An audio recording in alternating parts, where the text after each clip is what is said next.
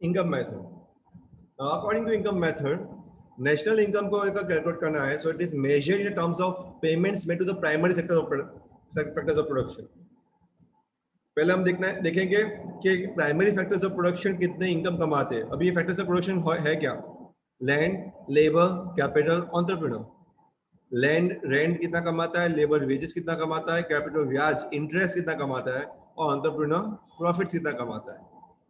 सो net value added factor cost, अगर मैं बोलूं कि नेट वैल्यू एडेड बोलूं या नेट डोमेस्टिक प्रोडक्ट बोलूं, one and the same thing.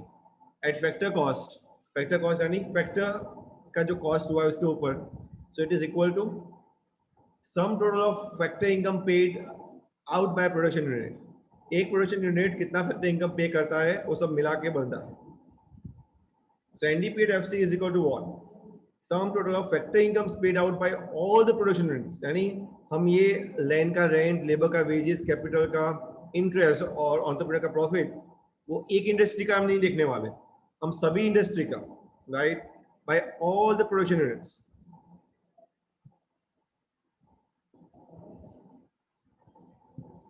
Just a minute,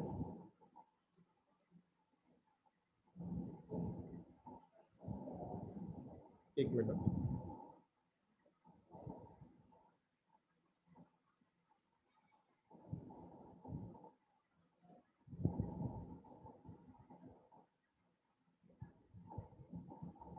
right, so ये सभी का अगर ऑल प्रोडक्शन यूनिट्स का अगर हम लोकेट कर देंगे डोमेस्टिक टेरिटरी में, और उसकी सबकी इनकम हम अगर हम ऐड करते हैं तो हमको क्या मिलेगा? What you are going to get is NDP at FC. ये हमको एक एग्रीगेट मिलेगा। हमको पता था ना 3 एग्रीगेट इंपॉर्टेंट है, राइट? इसमें से ये एक एग्रीगेट है। कौन सी 3 एग्रीगेट इंपॉर्टेंट मुझे कोई बताएगा? Which 3 aggregates are important? हम लास्ट चैप्टर में पढ़ा था। Yes, can anyone tell me fast?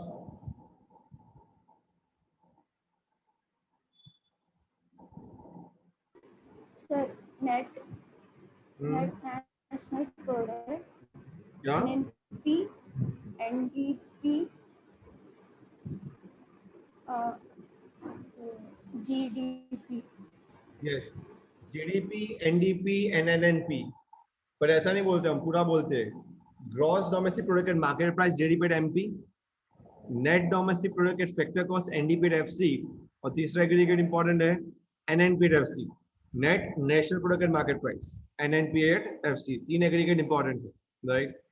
तो हमको अगर एनडीपी एट एफसी मिल जाता है, right, how we are going to find NNP at FC? क्या करेंगे हम? The sum total of factor income paid out by residents only, right? ये हम ऐड करेंगे, और इसके अंदर क्या होगा? प्लस क्या करने वाले हम? एनडीपीएफसी से एनएनपीएफसी जाने के लिए क्या प्लस करते हैं हम? डोमेस्टिक से national, net factor income from abroad, yes और no?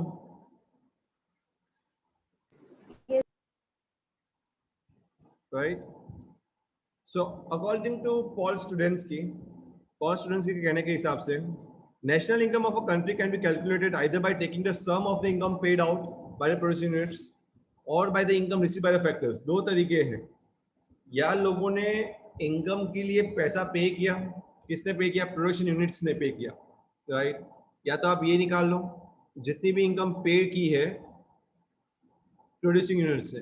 For example L and T एक कंपनी है, रिलायंस एक कंपनी है। अगर रिलायंस अपने एम्प्लॉयज को अगर पैसा देती है, रिलायंस एंटरप्रेन्योर भी है, right?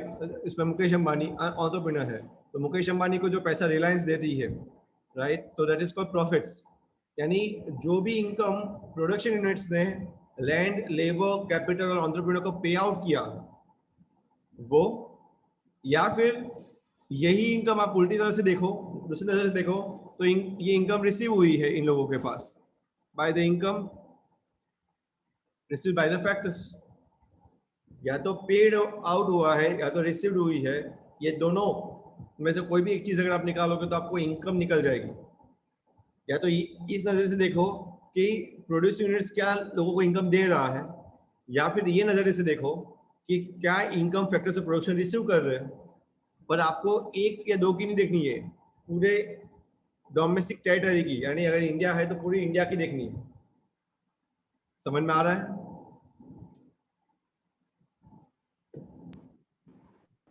Yes, sir. Right? So when we talk about the income paid out by producing units, we are talking about all the incomes paid out. Income method is also called factor payment method. इसका दूसरा नाम क्या है? Factor payment. क्यों factor payment? Because यहाँ पे हर एक factors को अपना पेमेंट मिलता है, जैसे मैंने बताया वैसे ही. राइट? लैंड को रेंट, लेबर को वेजेस, कैपिटल को इंटरेस्ट, एंटरप्रेन्योर्स को प्रॉफिट. कैसे नो? उसका दूसरा भी नाम है. Yes. It is also called distributed share method. तो अगर एग्जाम में पूछा जाए कि what you mean by factor payment method और डिस्ट्रीब्यूटेड शेयर मेथड, तो घबराना नहीं है, कंफ्यूज नहीं होना है, आपको उस हिसाब से लिखना है.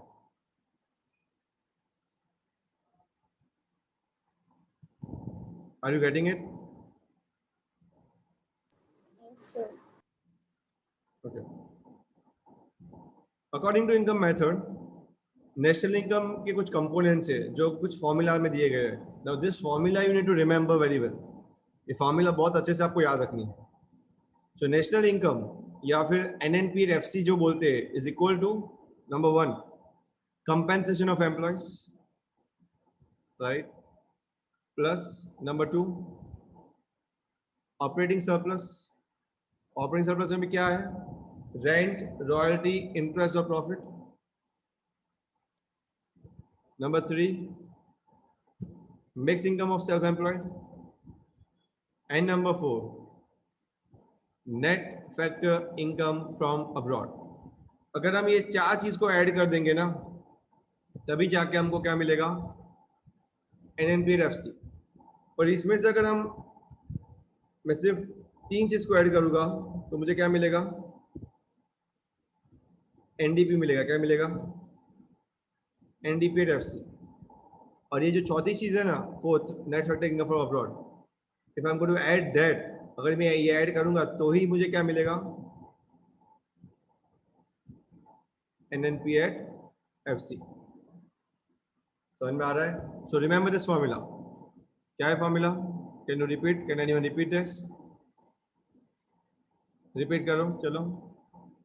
Compensation of employees, operating surplus, उसमें भी 4 चीज, rent, royalty, interest and profit. तीसरी क्या बोलते हैं? Mix income of self employ. और चौथा बोलते हैं net factor income from abroad. ये चारों चीजों को हम बहुत अच्छे से समझने वाले हैं, right, in detail. System of national accounts 1993 में एक जॉइंट पब्लिकेशन बनाया गया of United nation, world bank. World bank ने और यूनाइटेड नेशंस ने मिलके नेशनल अकाउंट 1993 में एक जॉइंट पब्लिकेशन किया, यानी पब्लिश की, एक बुक, किताब पब्लिश की. और जिन्होंने एलाबोरेट किया कि the above components and the recommended that used by all the countries in preparing national income estimates. उन्होंने बताया कि नेशनल इनकम को निकालने के लिए ये 4 कंपोनेंट का मेन तरह से यूज होगा. कौन सा? Compensation of employees, operating surplus, mix income और net factor income from abroad. Right? ये 4 कंपोनेंट बहुत ही इंपॉर्टेंट है. Now, what are the steps involved in calculating national income by income method? अगर नेशनल इनकम आपको इनकम मेथड से निकालनी है तो कौन से स्टेप्स इन्वॉल्व होते हैं उसमें? Let's see one by one. Step 1, identification classification of producing enterprises which employ factor inputs. पहले तो हमको ये समझना पड़ेगा कि ऐसे कितने एंटरप्राइजेस है जो फैक्टर इनपुट्स निकालते हैं. Right? It requires identify the producing enterprises which employ factor inputs and classifying also. यानी हमको जानना तो है, यानी we have to do 2 things in here, identification as well as classification.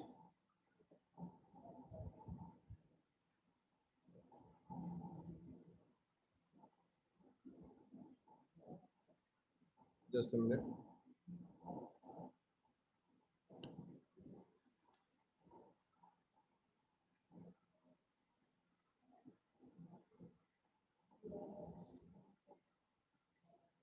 classification into primary sector, secondary sector, and the third one is tertiary sector.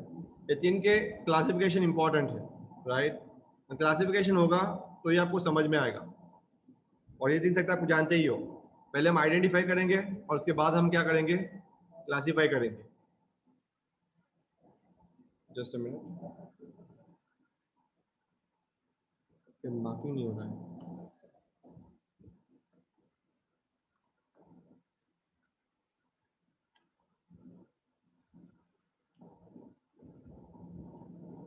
So two things are important: identifying as well as classifying. The next step 2, classification of factor income. बाद में हमको क्या करना है, factor income को classify करना है. और payments are classified into the following groups. पहला है compensation of employees. Employees को क्या compensation मिलता है वो. दूसरा है operating surplus, right? यानी अगर आप business कर रहे हो तो उसमें क्या आप कमा रहे हो. Mixed income of self-employed, यानी जो सेल्फ एम्प्लॉयड लोग होते हैं. सेल्फ एम्प्लॉयड का मतलब क्या, जैसे फॉर एग्जांपल कोई डॉक्टर है, कोई लॉयर है, जो अपना ही प्रोफेशन खुद ही चलाता है, उसको सेल्फ एम्प्लॉयड बोलते हैं. उसकी मिक्स इनकम यानी उसमें सब कुछ आ गया, उसमें उसका वेजेस भी आ गया. सी कंपनसेशन में वेजेस आ गया, बराबर है. ऑपरेटिंग सरप्लस में क्या आया, रेंट, प्रॉफिट आ गया, इंटरेस्ट भी आ गया. तो एक्चुअली 4 फैक्टर्स तो यहीं पे हो गए. मिक्स इनकम यानी उसका भी चारों 4 इनकम, वेजेस, रेंट, प्रॉफिट और इंटरेस्ट, बराबर है. तो कंपनसेशन का मतलब सिर्फ वेजेस होता है, पर हम बोलेंगे क्या यहाँ पे, कंपोनेंट के नाम पे कंपनसेशन ही बोलेंगे. दूसरा क्या है, ऑपरेटिंग सरप्लस यानी rent, royalty, interest and profit. बाद में आता है तीसरा मिक्स इनकम यानी मैंने जैसे बताया कि लॉयर है, डॉक्टर है, उनकी सबकी mix income, rent, royalty, interest and profit plus wages. और ये 3 के बाद अगर हम ये चौथा नेट फैक्टर इनकम फ्रॉम अगर अब्रॉड अगर हम ऐड करते हैं तो हमको क्या मिलेगा, वी गेट नेशनल इनकम और we get NNP at FC. अगर हम उसमें से पहले 3 कंपोनेंट ऐड करेंगे तो हमको क्या मिलेगा,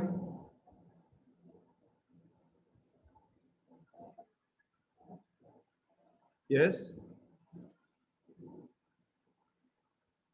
NDP क्या मिलेगा. और लास्ट कंपोनेंट अगर हम ऐड करेंगे तो क्या मिलेगा,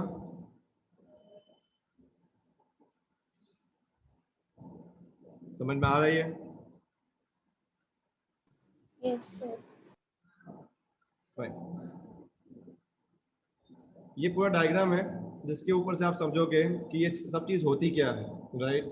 यहाँ पे हम 1 बाय 1 हर एक चीज को समझेंगे, डिटेल में समझने की कोशिश करेंगे, राइट. फर्स्ट है कंपनसेशन ऑफ एम्प्लॉयज यानी जो कंपनसेशन एम्प्लॉय को मिलता है. अगर आप कहीं पे काम करते हैं तो एम्प्लॉय को क्या क्या चीज मिलती है, जैसे कि उनको मिलता है बेसिक पे, DNS allowance, HRA, house rent allowance. मैं बताता हूँ ये सब क्या होता है. बेसिक पे यानी किसी के घर में पापा या मम्मी गवर्नमेंट एम्प्लॉयज है, किसी के भी, No, sir. ओके. तो आपको एक सैलरी स्लिप आती होगी, कभी देखना मम्मी पापा की, उसके अंदर ये सब लिखा होता है, बेसिक पे लिखा होता है, बेसिक पगार कितना मिलता है. DNS अलाउंस का मतलब होता है DA का मतलब महंगाई जैसे बढ़ती है तो उनका अलाउंस मिलता है उनको. थर्ड है हाउस रेंट अलाउंस का मतलब अगर आप घर में रेंट पे रहते हो तो उसका रेंट का अलाउंस मिलता है आपको, राइट. चौथा है ओवर टाइम अलाउंस, अगर आप ज्यादा काम करते हो तो ओवर टाइम अलाउंस मिलता है. CCA कंपेंसेटरी क्रेडिट अलाउंस यानी कंपेंसेशन करते हैं, अगर आपने कुछ ज्यादा काम किया, कुछ अच्छा काम किया तो कंपेंसेशन मिलता है. Bonus and commissions, right. और ये मेरा बोनस एंड कमीशंस, अगर आपने कोई टारगेट अचीव कर दिया तो कंपनी आपको क्या देती है, बोनस भी देती है कि नहीं, राइट. बाद में होता है सिक अलाउंस. अगर सिक लीव अलाउंस क्या होता है, अगर आप बीमार हो गए और आपने लीव ली तो उसके लिए अलाउंस मिलता है, जैसे CL मिलती है, तो वो सब क्या होता है, सिक लीव अलाउंस बोलते हैं उसको। ये तो था wages and salaries in cash, रोकड़े में मिलता ही है एम्प्लॉयज को। नॉर्मली एम्प्लॉयज को और क्या मिलता है, कंपेंसेशन इन काइंड मिलता है, यानी अगर वो काम करते हैं तो उसको कुछ कंपेंसेशन मिलता है, जैसे कि फ्री हाउसिंग मिलेगा, काफी लोगों को, सबको मिलता है जरूरी नहीं है, पर काफी लोगों को मिलता है। पर ये भी as a part of national income का ही गिना जाएगा, भले ही कैश में नहीं मिल रहा है, फिर भी आपको इसको गिनना तो नेशनल इनकम में ही है। दूसरा है मेडिकल फैसिलिटीज, काफी लोगों को मेडिकल फैसिलिटीज मिलती है, फ्री यूनिफॉर्म मिलते हैं, फ्री फूड मिलता है, फ्री एजुकेशन, कन्वेंट्स यानी आने जाने का खर्चा, क्रैचेस फॉर चिल्ड्रन ऑफ एम्प्लॉइज, वो छोटे बच्चों की गाड़ी आती है ना, जहाँ पे बच्चों को लेके चले जाते हैं, देखा है, स्मॉल बेबी की कार आती है ऐसे, क्रैचेस, जाते हैं ना लोग मॉल में उसको लेके बेबी को, देखा है कि नहीं कभी? Yes, hello. Yes, sir. हाँ, तो वो क्रैचेस बोलते हैं उसको। इवन एट टाइम्स अगर एम्प्लॉय ने लोन लिया है तो उसका ब्याज जो होता है, इंटरेस्ट, वो कभी कभार माफ कर दिया जाता है, इंटरेस्ट फॉरगॉन दे दिया जाता है, राइट? तो ये भी अच्छा है। ये सब होता है काइंड में। उसके अलावा भी एम्प्लॉय भी कुछ हेल्प करते हैं एम्प्लॉयज को सोशल सिक्योरिटी स्कीम्स के तहत। अभी सोशल सिक्योरिटी स्कीम में भी जो भी चीज आएगी वो सब भी एम्प्लॉयज का ही होगा, जैसे कि provident fund, life insurance, casualty insurance, pension. मैं बता देता हूँ ये सब क्या होता है। प्रोविडेंट फंड यानी अगर आप कोई फर्म में बहुत टाइम से काम करते हो तो आपको PF मिलता है, यानी आप जब रिटायर्ड हो जाओगे तो उसका पैसा पूरा आपको वापस कर दिया जाएगा। दूसरा होता है लाइफ इंश्योरेंस। लाइफ इंश्योरेंस तो सबको पता है, सबने इंश्योरेंस लिया होगा ना, कि किसी की डेथ हो जाती है तो आपको इंश्योरेंस कंपनी पैसा देती है। ये आपने लास्ट में भी पढ़ा होगा BST में, याद आ रहा है? Yes, yes. sir. तीसरा है कैजुअलिटी इंश्योरेंस। अगर आप कैजुअलिटी हो जाती है आपकी, आप गिर जाते हो, कुछ चोट लग जाती है, तो इंश्योरेंस होता है। एंड फोर्थ होता है पेंशन और रिटायरमेंट। काफी टाइम क्या होता है कि अगर आप रिटायर्ड हो जाते हो अर्ली तो आपको उसका पेंशन भी मिलता है, कंपनी आपको पेंशन देती है। ये सब कुछ बेनिफिट जो है वो एम्प्लॉयज के लिए है, और इसीलिए ये सब कोई कंपनसेशन ऑफ एम्प्लॉयज में गिने जाएंगे। पर याद रखिए, पेंशन ऑन रिटायरमेंट और ओल्ड एज पेंशन अलग है। ओल्ड एज पेंशन वो कभी भी कंपनसेशन ऑफ एम्प्लॉयज में नहीं गिना जाएगा। सी, कंपनसेशन ऑफ एम्प्लॉयज देते क्यों है? Why we paid compensation to employees? Employees को क्यों कंपनसेशन देते हैं? Because they are doing some productive activity, they are doing some work. Yes, but old age pension अगर आप देखिए तो वो क्यों देते हैं? वो सरकार देती है। क्यों देते हैं? Just because you are old. उसका मतलब ये नहीं होता कि आपने कुछ काम किया है। Just because you are old, the government is going to give it to you.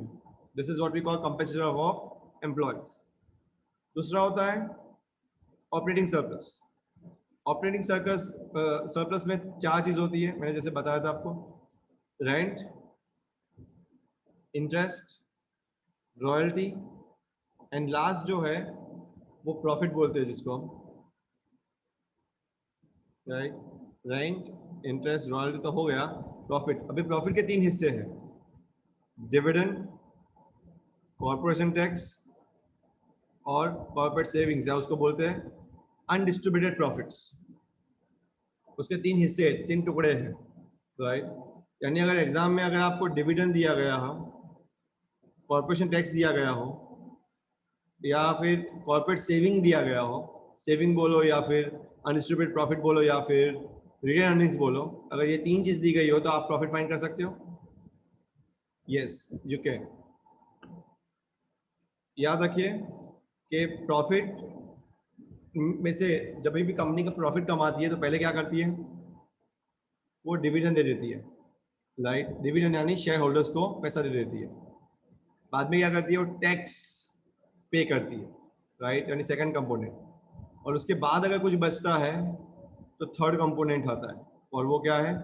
जिसको हम कॉर्पोरेट सेविंग बोलते हैं, या फिर हम अनडिस्ट्रीब्यूटेड प्रॉफिट भी बोल सकते हैं, या फिर हम रिटेन अर्निंग्स भी बोल सकते हैं। रिटेन यानी पड़ा हुआ अर्निंग्स। जैसे यहाँ पे आप देख रहे हो ना, ये बनी पैसा गिन के रख रहा है साइड पे, this is retained earnings. Fine. तीसरा, mix income of self employed. अगर डॉक्टर है तो वो सेल्फ एम्प्लॉयड है, लॉयर है तो वो सेल्फ एम्प्लॉयड है, तो उसकी मिक्स इनकम गिनी जाएगी। मिक्स इनकम का मतलब क्या? वो हर एक इनकम जो उन्होंने कमाई है, कैसे? वेजेस के तौर पे, रेंट के तौर पे, इंटरेस्ट के तौर पे और प्रॉफिट के तौर पे, राइट? तो वो भी कमाते हैं, तो अगर उन्होंने ये इनकम कमाई है तो वो अलग से दिखाई जाएगी, और वो उसकी कैटेगरी है mix income of self employed के तहत। ये तीन को ऐड करोगे तो हम, मैंने आपको बताया, एनडीपीएफसी मिलेगा। और लास्ट चीज, net factor income from abroad, अगर आप ऐड करोगे तो आपको क्या मिलेगा? एनएनपीएफसी। सो क्या है net factor income from abroad? ये हम पढ़ चुके हैं सेकंड चैप्टर में। हमको पता है कि net compensation of employees plus net property and entrepreneurship income and net in retained earnings of resident companies abroad, ये तीन चीज को आप ऐड करो, राइट? तो आपको क्या मिलेगा? NFIA, net factor income from abroad. उसको ऐसे भी बता सकते हैं हम, net factor income from abroad is equal to income from abroad by normal residents minus factor income of the non resident in the domestic territory. यानी हमारे लोग बाहर से लाते हैं पैसा वो, और हम जो यहाँ के लोग फॉरेनर के लोगों को देते हैं वो, राइट? ये पढ़ा था ना हमने सेकंड चैप्टर में। समझ में आ रहा है ये सब कंपोनेंट्स? चार कंपोनेंट डिटेल में समझा दिए मैंने। ये आपको एक बार गो थ्रू करना पड़ेगा, उससे पहले याद नहीं होगा, so go through is must. And steps 3, estimate और कैलकुलेट नेशनल इनकम कैसे करेंगे? पहले ऐड करेंगे कैपेसिटी ऑफ एम्प्लॉइज, प्लस उसमें ऐड करेंगे ऑपरेटिंग सरप्लस, उसमें तीसरा ऐड करेंगे मिक्स इनकम, तो आपको क्या मिलेगा?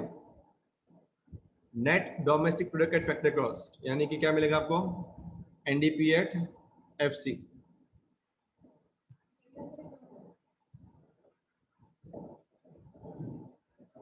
उसमें अगर आप ऐड करोगे net factor income from abroad NFIA, तो आपको क्या मिलेगा? NNPFC, net national product at factor cost. उसमें आप ऐड करोगे डेप्रीशिएशन, तो आपको मिलेगा GNPFC, right? Gross national product at factor cost. क्योंकि नेट मिल गया, आपको पता है नेट से ग्रॉस जाने के लिए क्या करना पड़ता है? पता है ना आपको? ग्रॉस से नेट, डेप्रिशिएशन माइनस, नेट से ग्रॉस, डेप्रिशिएशन ऐड। यस और नो?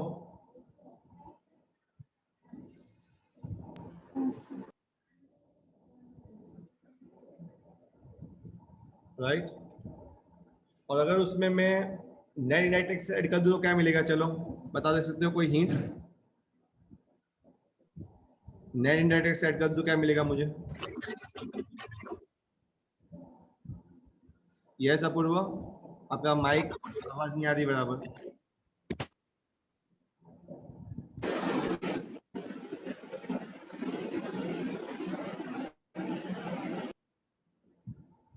अपूर्व की आवाज आ रही किसी को अच्छे से?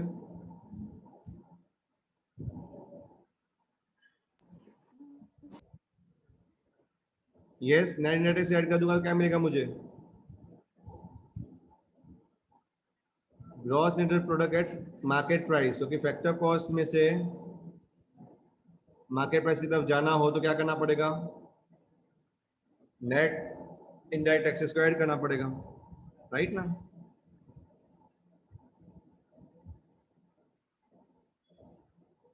तो अभी जाके मार्केट प्राइस मिलेगा। यस,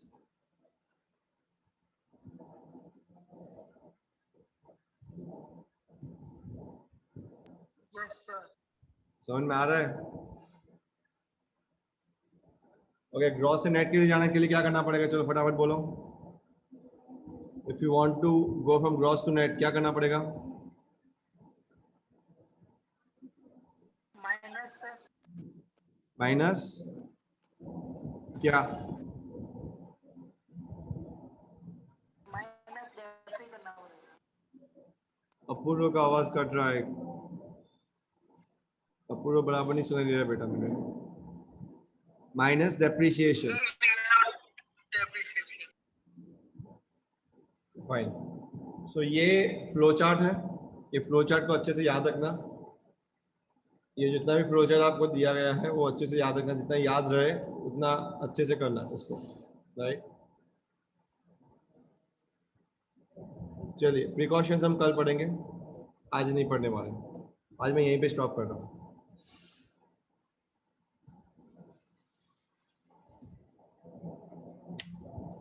NNPFC नहीं आता बेटा, वो GNPMP आता है, ठीक है। एक बार गो थ्रू करना अच्छे से जितना ही मैंने पढ़ाया है, फिर भी अगर आपको डाउट हो तो मुझे पूछ सकते हो।